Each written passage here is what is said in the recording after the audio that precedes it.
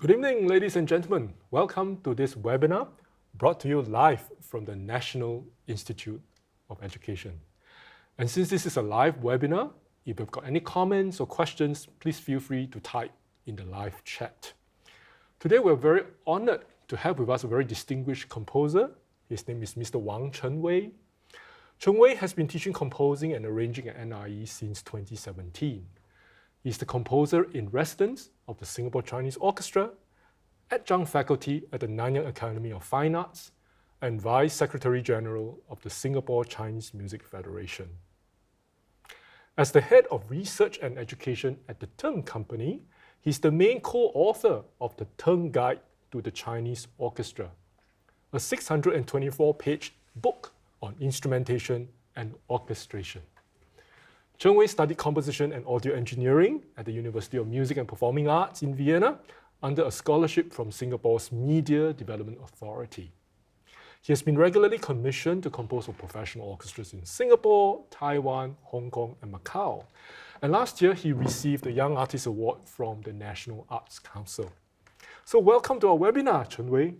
Thank you very much, Dr. Tan. It's my honor to be here also. And thanks to our audience for tuning in online. So perhaps we can begin by asking you about what is your compositional philosophy? Yeah, so my compositional philosophy can be summed up with the acronym A.R.I.A. Oh, I love it. A.R.I.A, which stands for Artistry, Relevance, Individuality, and Accessibility. Just like an Italian aria. Yeah. Very musical acronym. So tell us more. Yeah, so artistry refers to the artistic quality of a piece, which we could probe with one question: would it still be considered an excellent achievement 100 years later? 100 years, wow. Yeah. So I think of time as the greatest judge of quality. What stands the test of time? Of course, we can't say that if something didn't get preserved, it lacks artistry, because there are many external reasons why high quality art may get lost. But if a work has endured centuries of scrutiny and people internationally still acknowledge that it's a great achievement, then there is surely artistry to it. And we're talking about works from like Bach, Beethoven, Mozart. After centuries, people around the world all still love them. And as an admirer of your music, I'm very sure your music will endure this too. I mean, Sisters Island, which is your most famous composition, has already received more than 80 or is it 100 performances by now?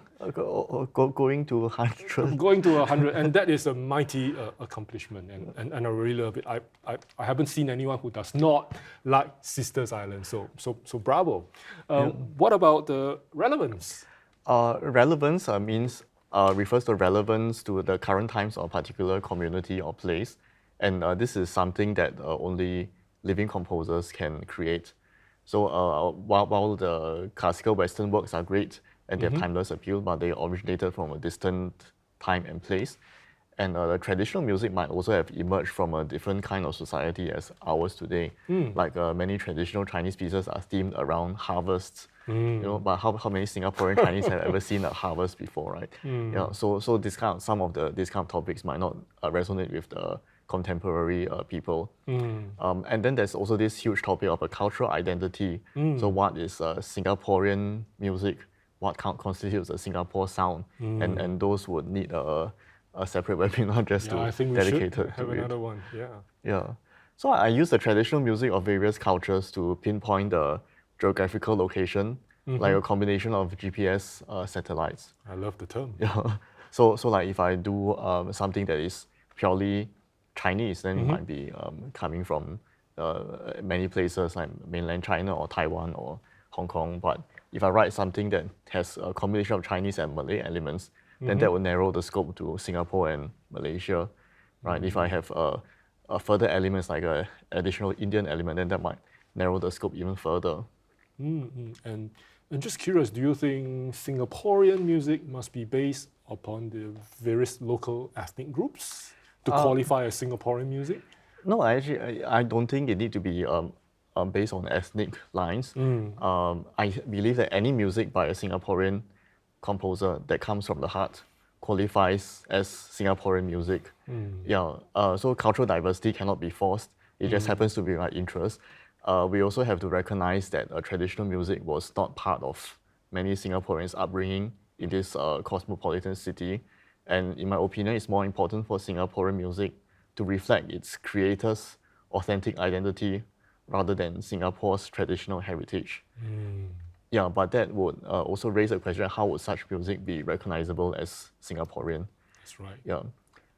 And also, if Singaporeans largely feel more at home with Western music, it prompts us to examine why the local music that is rooted in their heritage is absent or unappealing in their lives.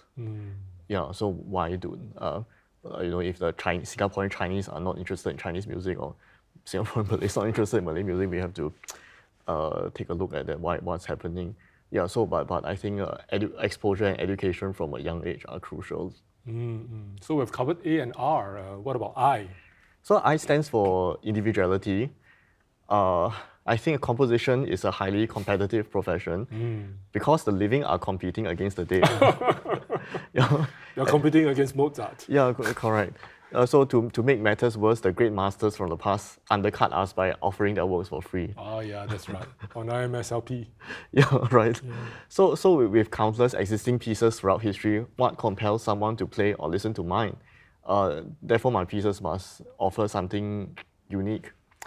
I'd like to say the desire to be unique actually is very strong in composition academia. However, it is now very difficult to be groundbreaking in designing pitch, rhythm, and timbre, because by the 1980s, actually almost all ground that could be broken has been broken. Already been done. Yeah. So there's also a commonly believed premise that the piece must be atonal to qualify as innovative, which stems from the assumption that all possibilities with tonality have been exhausted already. But I would beg to differ, because there remains an area hardly explored by the composition academia, which is the traditional music of various cultures.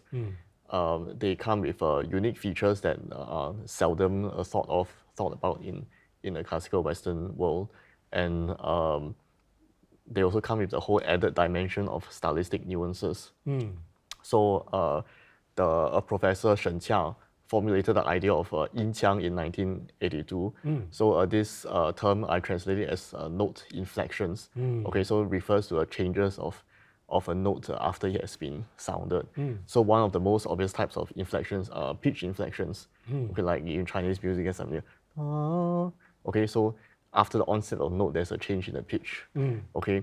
And this is non-linear, so the trajectory of the glide is crucial to the musical expression, and it's also present in like Indian music and various other forms of music, traditional music around the world. So the understanding of a note is actually quite different in the West and in the like Western classical music and a lot of traditional music. So in Western classical music, we will assume that a note has a single pitch, okay. And then if there's a change in pitch, then there must be two notes. And then if there's a glide, then there's a transition between the two notes. So there's three components to it. Yeah, and usually in the Western classical music, if the score states a glide, then the musician will just play a linear glide. Yeah, so it's used more as a special effect than as part of the core musical expression. And this is something that actually has not been explored very much in composition. I see. So would that be more of a performance interpretation than an aspect of composition? Yeah, of course, the interpretation is very important for realizing these stylistic nuances, but this must still all be considered within the composition.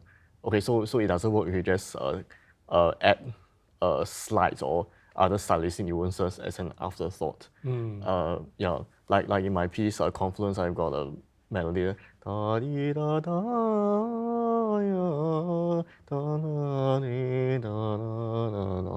Yeah, so I notated all the glides in the piece, and I thought about all of them at the point of composition.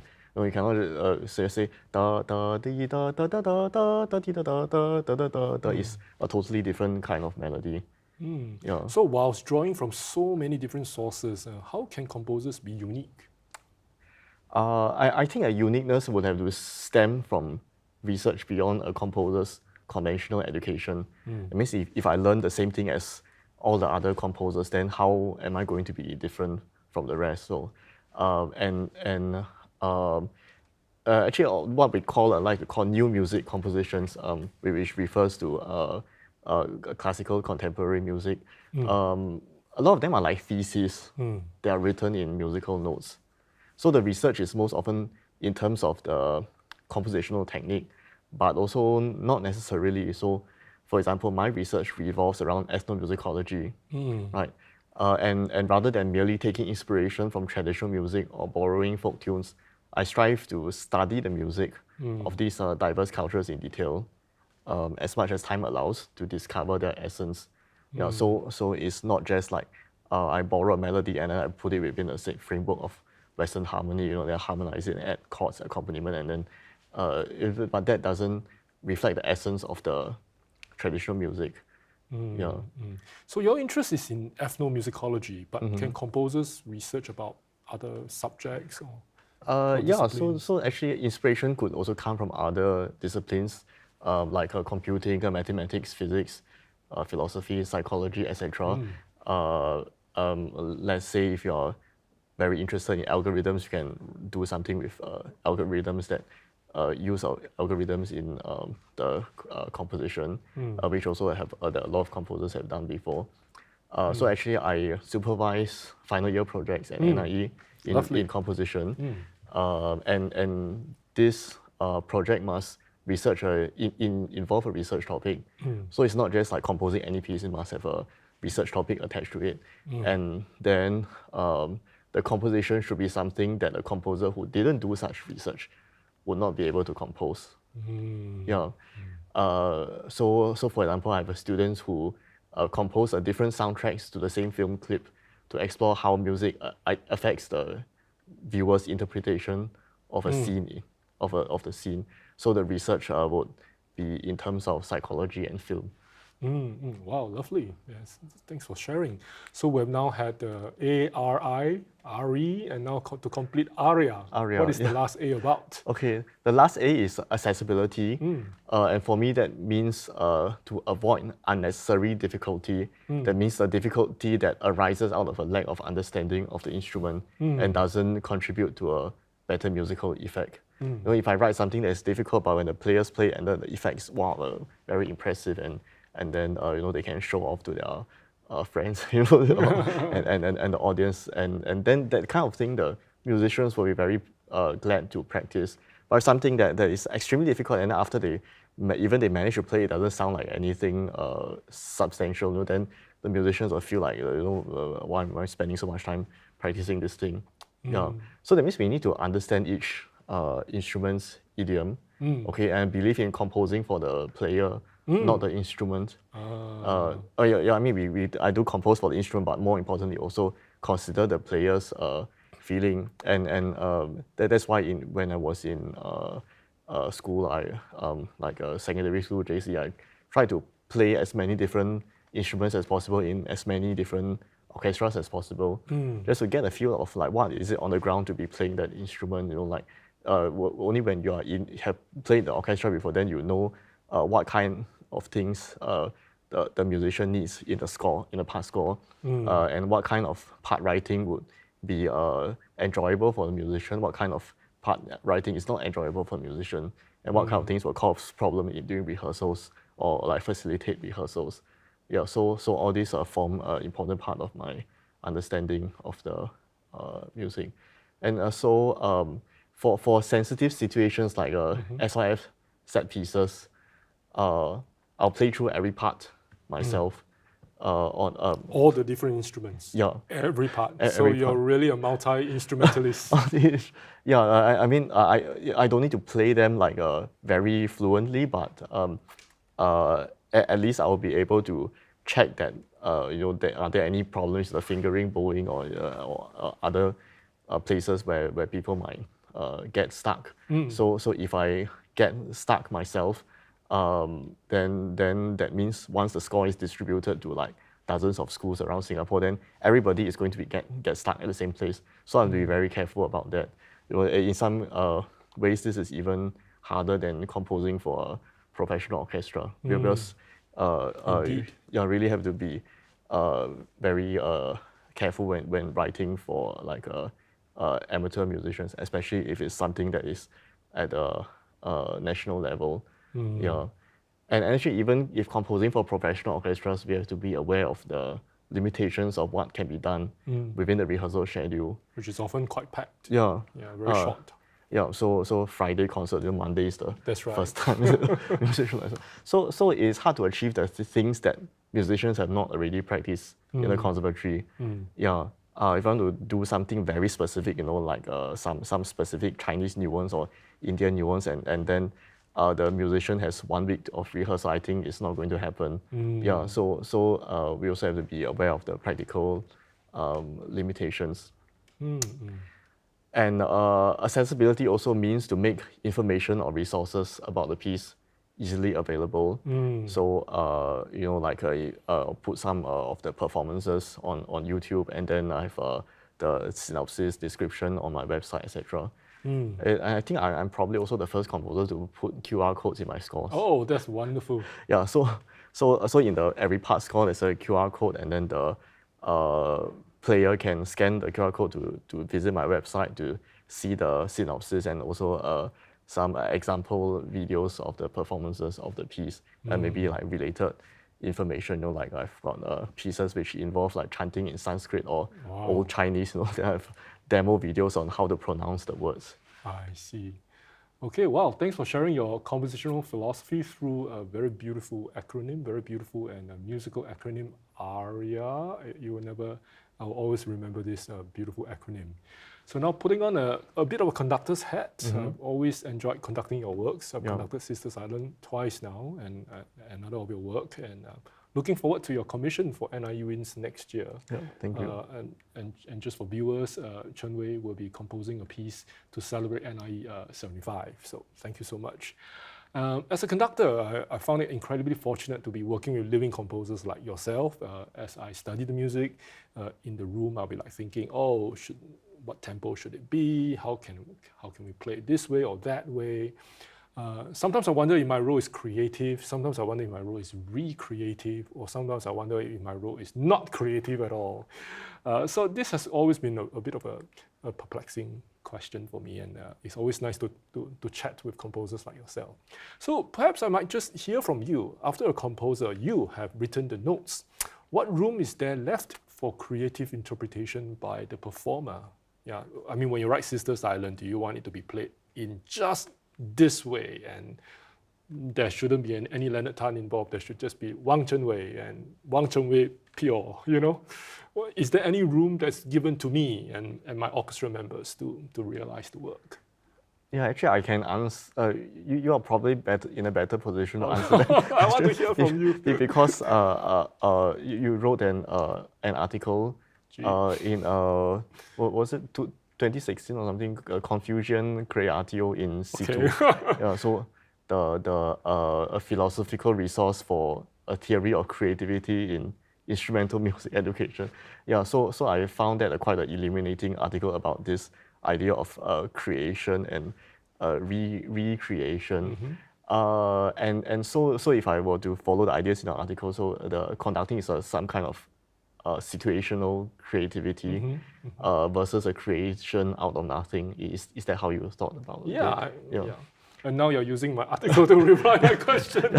This is quite fun. Giving you a taste of your own medicine. But actually, I mean, even composition is not creation out of nothing, because it's always in relation to existing styles of music. There's not really anything we can do like say, wow, this thing has never existed before.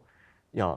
And so, of course, I understand that conductors would also like to have some artistic expression, like composers, and I shouldn't restrict them unnecessarily.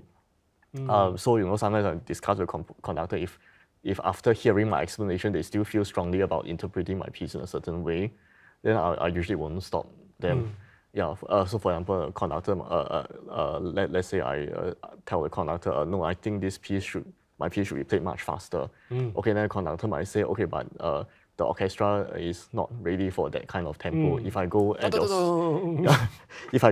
your speed, the piece might just fall apart halfway. And so, in order not to take the risk, I'll go slower, and I'll accept that kind of explanation because the conductor knows the orchestra best, and how much they can push them. I see. So were there cases where you felt you restricted the conductor or the interpreter too much? Yeah, I think maybe sometimes as my comments might have had a bit of an adverse how to say influence. Yeah, so for example, once I have a piece that was performed on 2 consecutive evenings. So on the first evening, then I felt okay, it's a bit slow. Then I told the conductor, can we have this a bit faster? Then they said, yeah, sure. Okay, so the second evening, the tempo was closer to my intention, but most of the expression was lost. Oh dear. Yeah. So the lesson is that all aspects of the music all form like a single package, and the sincerity is very important. If I request the conductor to deviate too far from what they feel, then it would adversely affect the overall expression. And this is also like can refer to your article, like you mentioned Cheng, which is sincerity as a premise for creativity. Yeah. So of course, if a performance turns out far from what I expected due to misunderstandings, then I have to check my notation and how I can improve the clarity of intention without like personally intervening in the rehearsals. Yeah, so like last year I counted 100+ performances on my pieces, and most are orchestral works. And so obviously I cannot micromanage each performance. I have to be clear in my notation and leave little room for misinterpretation, no matter who plays it. Yeah, and basically a score has to speak for itself. I see. And in many ways, especially in the Western musical training tradition, we are taught to respect the score, follow all the details. And in some ways, we often almost consider the score to be sacrosanct, that this is what the composer writes and the interpreter has to follow, right? But have there been situations where a conductor deviated from the score and it actually turned out better than what you expected? Yeah, there were such situations. Yeah, so I'll bring out the Dr. Gu Baowen, a Taiwanese conductor. So he was the first conductor to bring the Sisters Islands to Taiwan, and he produced a CD recording and also wrote a thesis about his thoughts on conducting this piece. So he studied it in great detail, actually, as with all the scores that he conducted. And he actually made a lot of adjustments that improved the effect. So, for example, there's one passage where I wrote tutti, everybody playing fortissimo, including a timpani roll, the timpani roll fortissimo. And then he changed it to change the timpani roll to a sforzando piano. That means the start the first note loud, boom, and then go soft, and then near the end crescendo again. Yeah, and then I heard the record. I said, wow, that's actually much better, because if you were to follow strictly my score, which is a fortissimo roll all the way, then it would have covered a lot of the details in the orchestra. And so by doing so, he has the impact of the first stroke, and then after that, the timpani recedes so that other instruments, loud parts can come through. And then near the end, he brings up the timpani again to come to a forceful close. I thought, wow, that's a really great way of interpreting this section. And then in the next edition of my score, I actually changed the score to match his his interpretation. So in a sense, he has become like a co-creator, right? Yeah, that is quite true. Yeah. So I mean, I don't mind conductors making adjustments, but probably it's also a good idea to discuss with me, so that I also learn from them. It's not say like they can they have to follow everything, but also if there's something that they feel that should be changed, then I would like to know about it also, so that I can also improve. Or in case sometimes maybe it's really a misunderstanding. They say no, this is a misunderstanding. I didn't mean it that way at all. Then yeah. So I think this discussion, this dialogue is important. Yeah, and I think all these adjustments actually should be founded on understanding rather than misunderstanding. That's right. Yeah.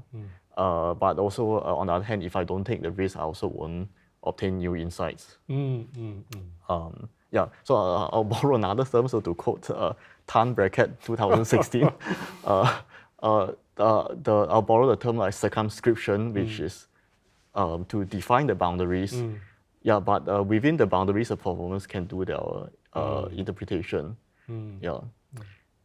And actually, I would like to ask you, how does it feel like to be rehearsing with the composer present in the same hall. Now you're bouncing it back to me. Yeah. I always enjoy working with living composers. Okay. Sometimes I conduct something by Beethoven. I wish I could give him a phone call. Is this what you want? But I can't do that. Sometimes I'll go like, oh, this scoring, maybe if the brass can be a little softer, maybe the viola line would come out more. So it's wonderful to work with living composers because I can get their blessings to do that, or they might explain to me why they don't want to do certain things. So I've never felt that working with living composers hinders my creativity in any way. If anything, working with living composers expands my interpretive possibilities, just as you have done working with me in our latest performance of Sisters Island. So I've learned so much from you. So Thank you very much. Glad to hear that. Yeah, thank you very much. And now if I were to bounce back the question to you, what would you take note of when working with conductors? Okay, I think generally speaking, there's one important guideline is never embarrass the conductor in front of the orchestra. Thank you for being so kind. So if I have any disagreements with the interpretation, I will usually discuss with the conductor privately after. Yeah, then unless the rehearsal is heading in the wrong direction, I think it has to be corrected on the spot. Then maybe I'll woke up the conductor and whisper in his ear or something. Then you'll let the conductor decide how to communicate it. Yeah, but let's say if I'm sitting like halfway back in the hall and it's too far away and I need to shout it out, then I'll try to find a way to express it that it doesn't imply that the conductor made a mistake. Like let's say if you're going too fast and you say, okay, let's go even faster. Then I say no, it cannot be even faster. Then maybe I should say something like sorry, before we do that, there are some parts the notes were not very clear. Can we try one slower to get the notes first? Then maybe you go again at a slower tempo, and then you realize, hey, actually it works better slower. So you try to avoid embarrassing the conductor in front of the orchestra. Thank you. It's really kind of you. I need folks like you. So we've learned so much from you, and being such a distinguished 21st century composer like yourself. What do you think are some skill sets, some skills that you think are important in order for younger composers to succeed? I think we can start by looking at the earlier successful composers. Most of the musicians in the earlier times had the I-shaped skill set. I-shaped. So they went very deep into a narrow range of subjects. For example, Bach wrote fugues so well. Fugues, for those who are not familiar with music, is a type of musical writing where there's multiple melodic lines coming together in a specific kind of format, and it's extremely difficult to write in terms of compositional technique. That's right. Because you have to manage both the melodic interest, the horizontal aspect, and also while making sure everything harmonized together well, like the vertical aspect. Yeah, absolutely. Yeah. So he wrote fugues so well because he spent his whole life doing that, basically. So now there are very few composers who can get anywhere near that kind of standard.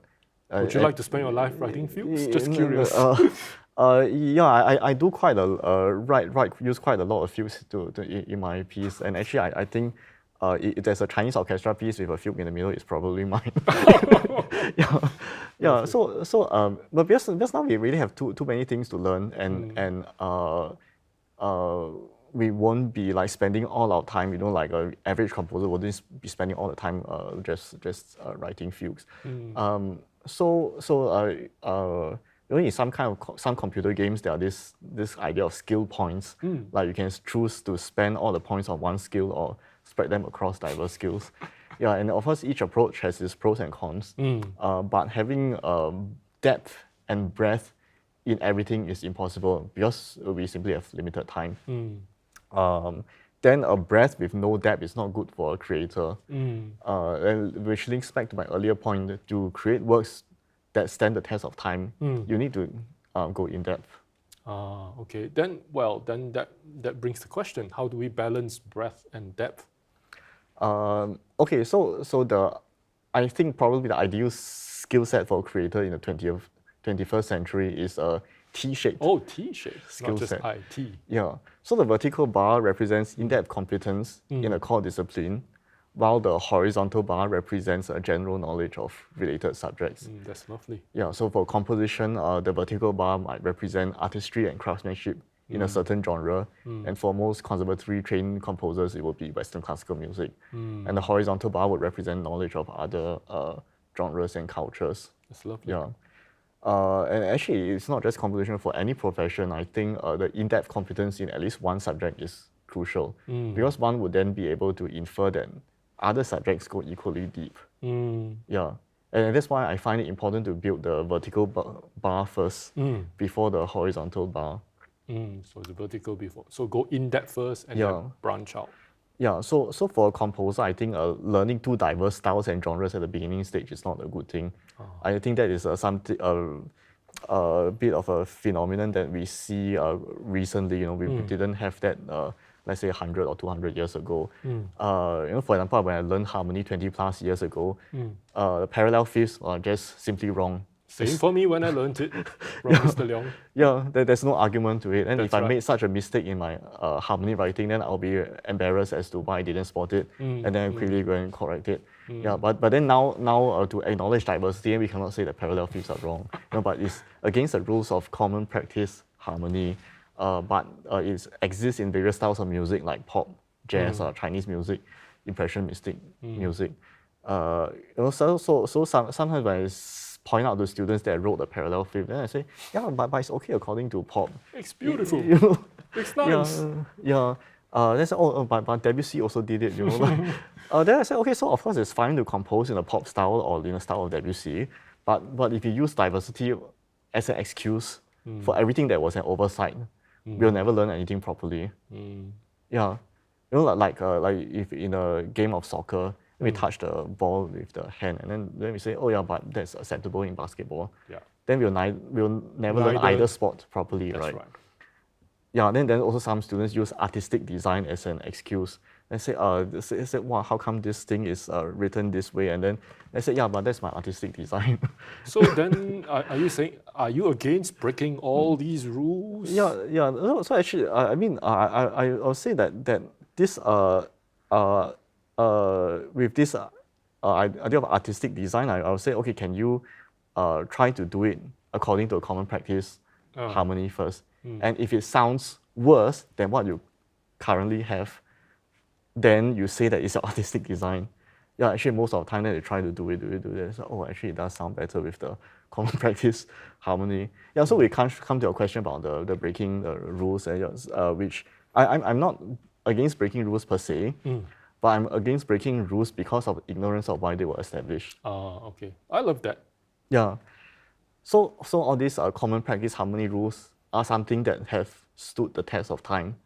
You think about it from the Bach to Tchaikovsky or to Mahler for centuries, the greatest composers have had the same come to the same consensus over what makes Western harmony sound good. And being so smart, any of them could have said, no, I can do better. This thing is,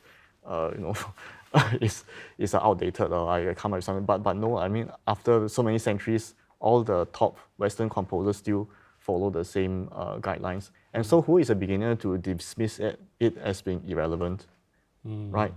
Or do beginners try to convince themselves that it's irrelevant so that they don't need to put in the effort to learn it?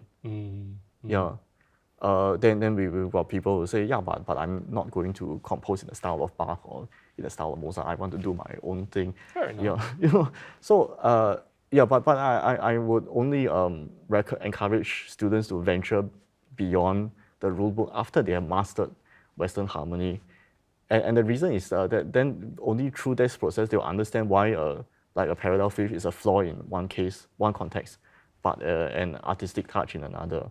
Yeah, so in a sense, you've got to learn it first. And truth to be told, when I was a kid, I didn't quite see the point of it all. But later on, when I have to conduct these works, all of these makes a lot more sense.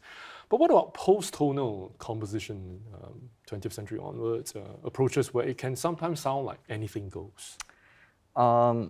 Okay, I can illustrate that with an example. So, okay. So I had a student who composed a piece using the 12-tone technique, thinking that it would be easier because it doesn't need to follow harmony rules. Yeah. Then I realized that that 3 of the notes in the tone row. So the tone row is something that is used in this kind of composition, there's we set a mathematical like pattern to it, and then you can manipulate in the composition. Okay, so there's 3 notes in the tone row formed a minor chord. Oh dear. And then the piece also formed harmonious intervals at random points. And then so I said that defeats the whole point of doing the 12-tone technique, because it is supposed to be an objection, like a revolt against everything about tonality, and then you accidentally had something tonal inside, and so that means in order to, you need to understand what tonality and harmony is about to achieve the opposite of it. Yeah. And even if your final goal is to like oppose tradition, we have to first learn what we want to oppose. Like if you hold a soccer game where the objective is to lose as badly as possible. Yeah. Actually, think about it. So what do you have to do? You have to score as many own goals as possible to lose as badly as possible, right?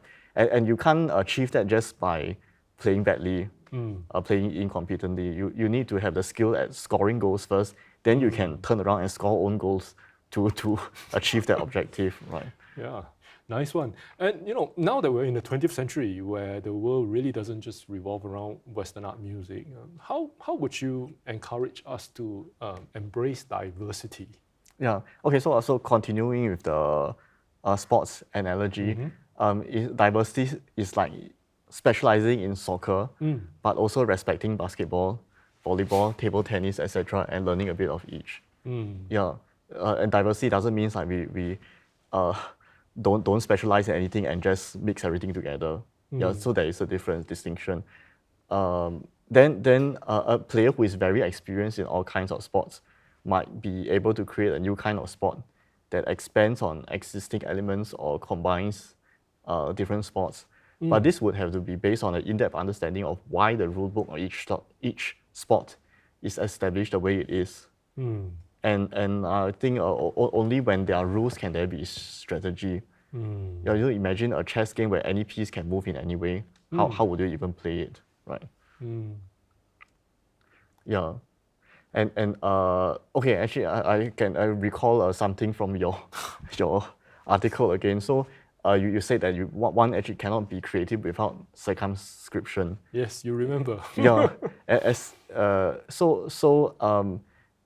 is important for a composition to have, I think for a composition to have individuality, the circumscription is important, like what boundaries you draw, and what elements are included are as important as what elements are excluded. Yeah, correct.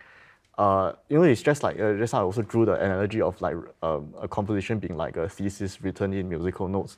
If your thesis discusses everything, then it definitely has no focus or depth.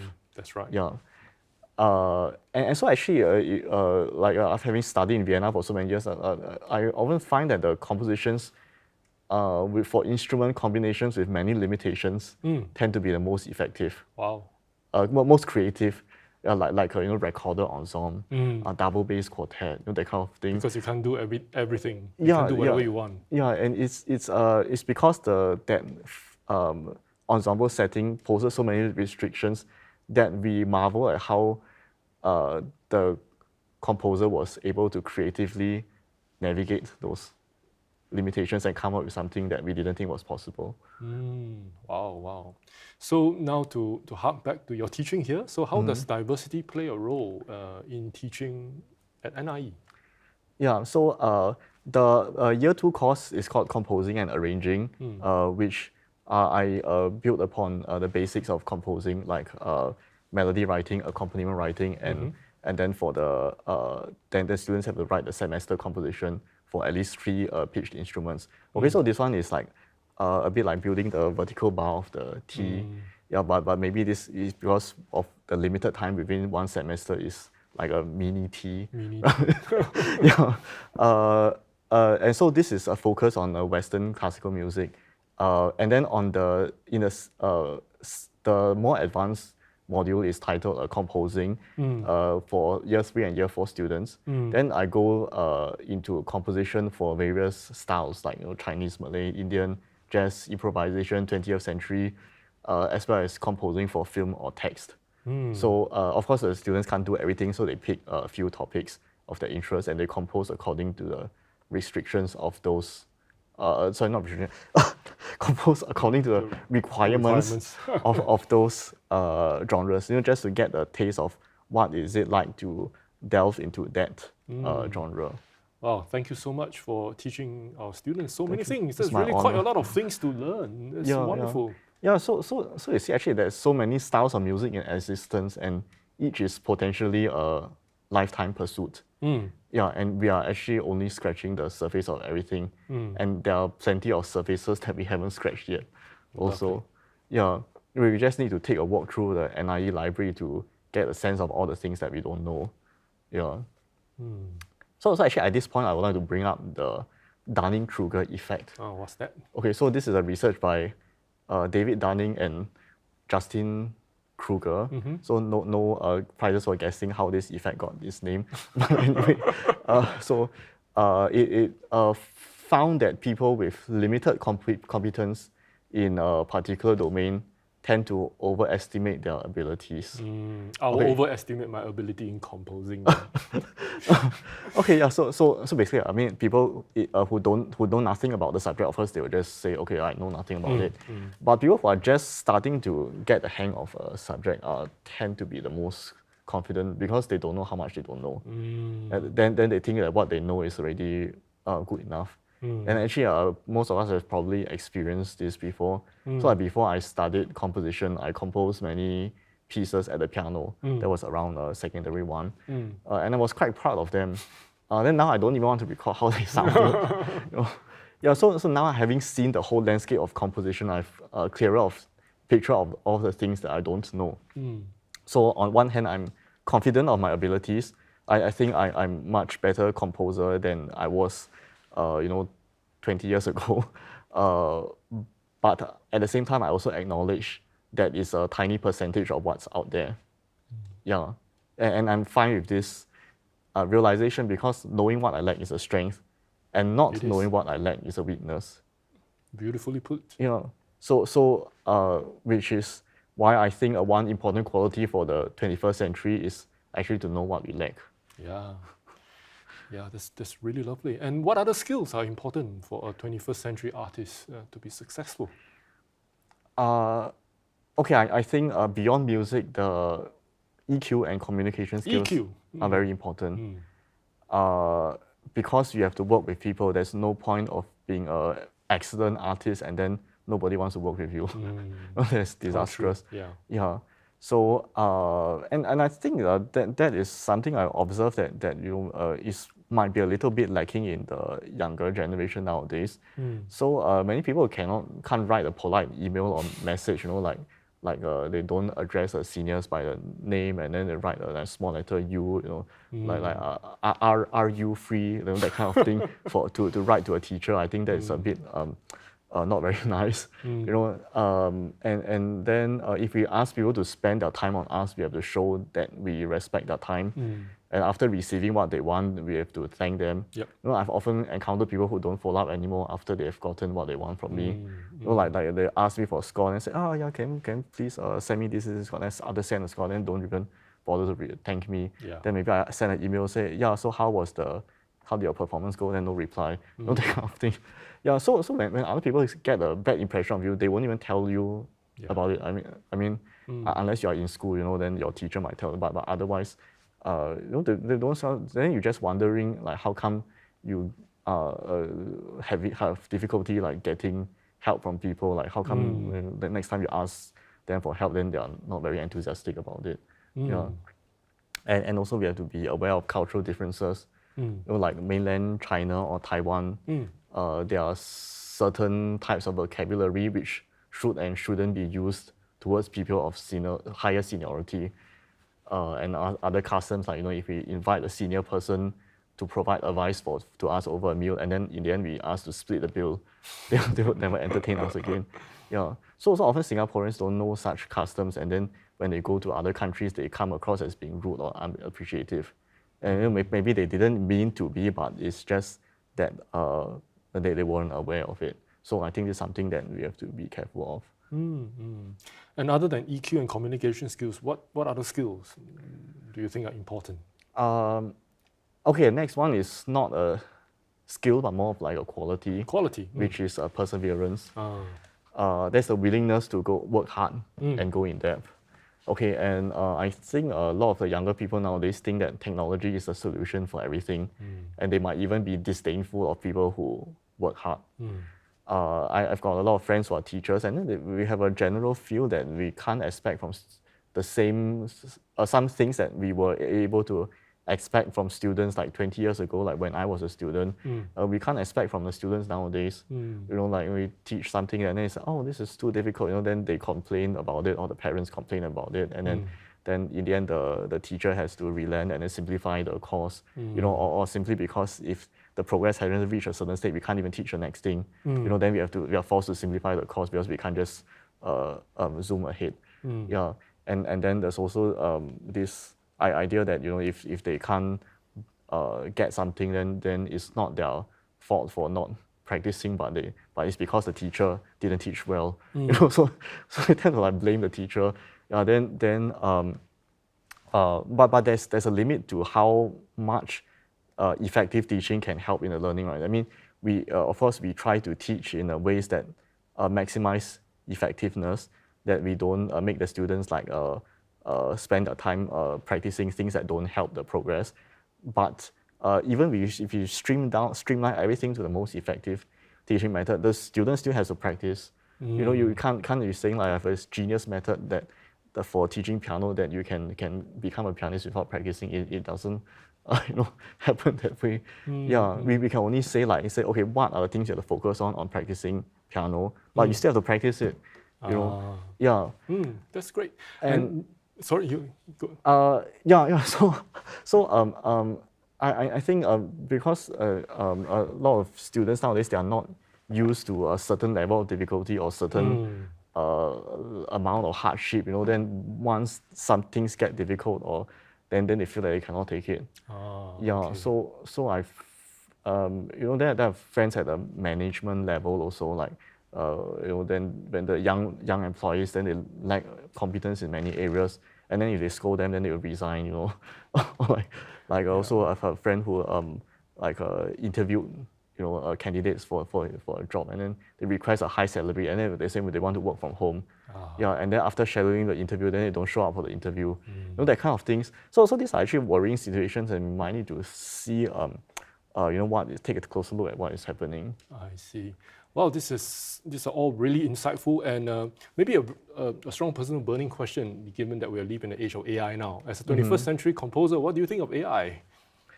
Okay, for AI, I'll start with a story. Okay, so this one is, I heard this from a calligrapher friend.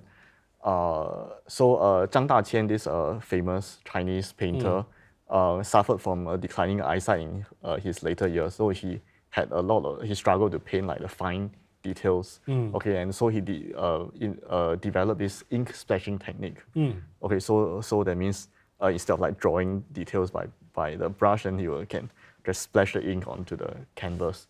And then he was very successful in this technique, and then a lot of people emulated him, tried to emulate it, and because takes much less effort to splash paint than to, you know, paint the details bit by bit.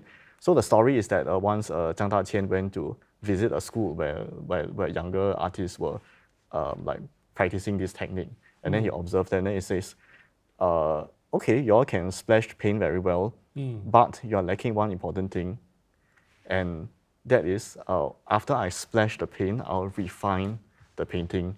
And it's this refinement that takes decades of experience. And because you just splash the paint and you don't know how to refine the painting, you are not creating works of art, you are just splashing paint. What a lovely story. Yeah, okay. We don't know how true it is actually, but it's just disclaimer. Yeah, it's an anecdote. Yeah. So that means before we have before the age of generative AI, we actually already have ways of generating content using like analog methods. And now I see a lot of content posted in public that looks obviously like it's edited or translated by ChatGPT, and the user didn't even check whether the text makes sense. So like ChatGPT generation is like ink splashing without the refinement, and it's literally like spray and pray. Yeah, Spray and pray. yeah. So that means when we actually need skill to check and refine the content. Like the human user of the AI still needs to have good writing and translating skills to check what the ChatGPT has generated and then refine it further to fit his or her own purposes. That means even if ChatGPT or any other AI tool develops so well that the quality of the generated content is excellent, but the user still has to adapt it to his own circumstances. Yeah. Maybe the generated content, it sounds like somebody written in North America. Then it doesn't sound like something written by a Singaporean. Then you can't really just take it wholesale. Yeah. And I can also at this point I can also share like how I use ChatGPT. Like when I don't just ask it to generate text for me. So I will like put in a sentence. Then I'll ask it to generate 5 variants for the sentence. Okay. Then after I look at all the 5 variations, then I choose the words that best fit my intention.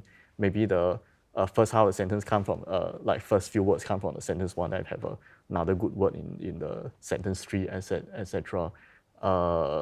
Like let's say if I write a post, I say I would like to thank Dr. Tan for promoting the works of Singaporean composers. Yeah, then maybe the generated sentences, one of them would be promote, another would be advance, then another would be champion.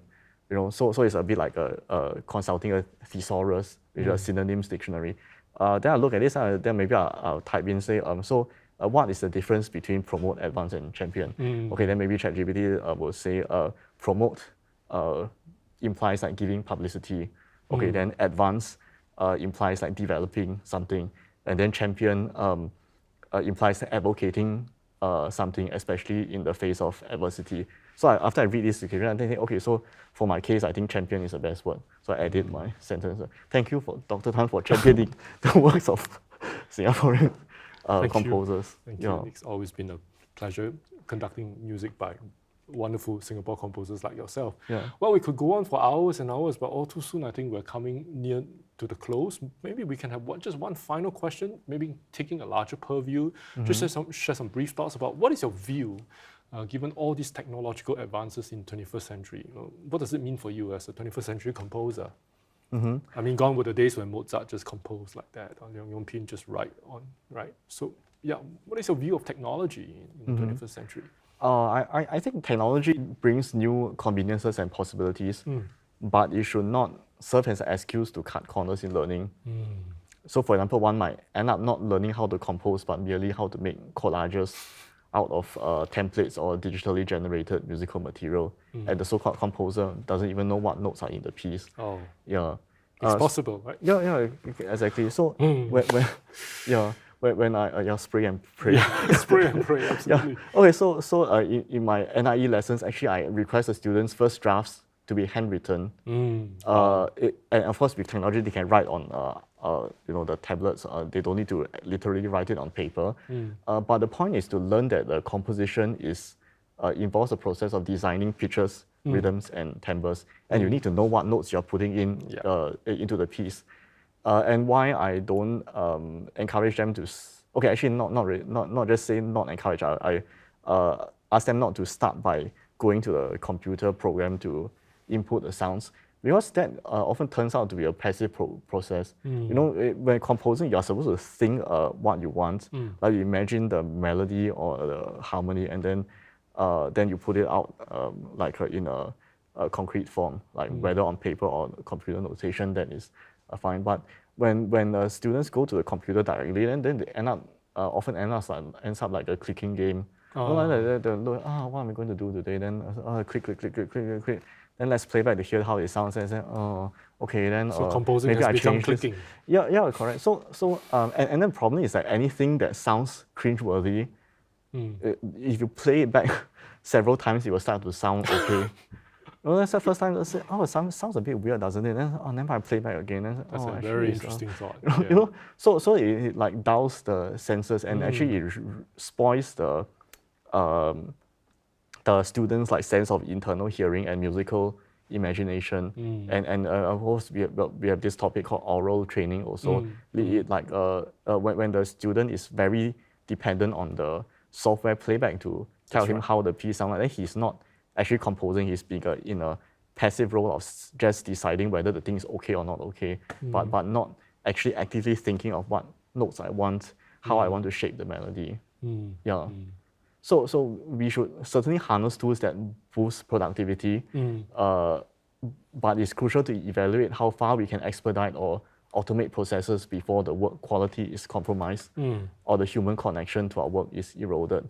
So I mentioned two things, quality and the human connection. Okay, for quality, it's like, when you have ChatGPT generated results or translations, we can get a passable result quickly.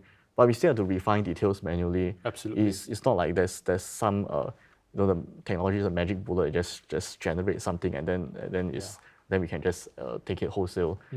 And with regards to human connection, I would like to bring up President Taman's profile picture on social media. So he recently changed his profile picture to a mouth painting by Aaron Yo. Okay, so in his post he wrote that Aaron was left paralyzed from the neck down after a motorcycle accident, but then he went through formal training at NAFA and then now paints full time. Okay, so his this is an example of like determination to overcome immense odds in life, and I think this is inspiring to all of us. Absolutely. If he can paint with the mouth, and what are we doing with our Absolutely. two hands? So the value of this painting is not just in the product, but in the human story behind it, which relates to other humans like us. If you just want the product, why not we just feed AI a photo of President Taman, then we ask it to generate 10,000 paintings in the style of 100 different painters. We'll get more paintings, and probably some of them will look nicer than the one that's painted by a real human. But that's not the point of it. And then actually, I often come across social media posts that look like it's AI generated, and then there's some of them are worded in a very strange way. I think, like, seriously, do you even mean what you say?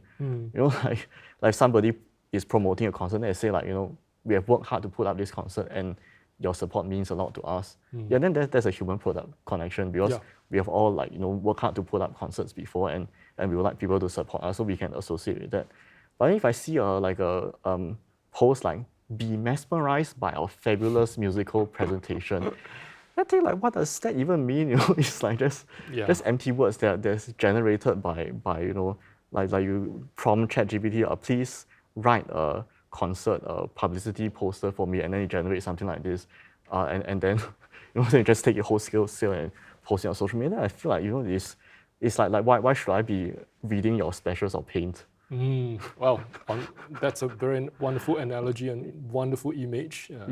And certainly we've benefited so much from you today. Thank you very much. A.R.I.A, we've learned T-shaped skills, we've learned your thoughts regarding technology, training of teachers and composers. Thank you so much, Chenwei, for being with us today on this live webinar. And thank you so much, audience, for tuning in. Do check out Chenwei's next performance. What is the next performance? I'm looking forward to the NIE 75th anniversary. Next year. Yeah, so I'm thinking in line of this with academia. Since I talk about research being an important part of my composition process, I also think of something to research about, this topic, and then use use music to celebrate academia, and also while showcasing the academic qualities of music. So I think most likely there will be a few inside it, because that's the pinnacle of academic achievement in composition, I would say. Wonderful, Chenwei. And we'll keep the audience posted on our VPA social media regarding this beautiful piece that's coming up next year to celebrate NIE 75. Thank you once again, audience. Thank you very much. Once again. Thank you, Dr. Tan. Good night. Bye-bye. Thank you, everybody.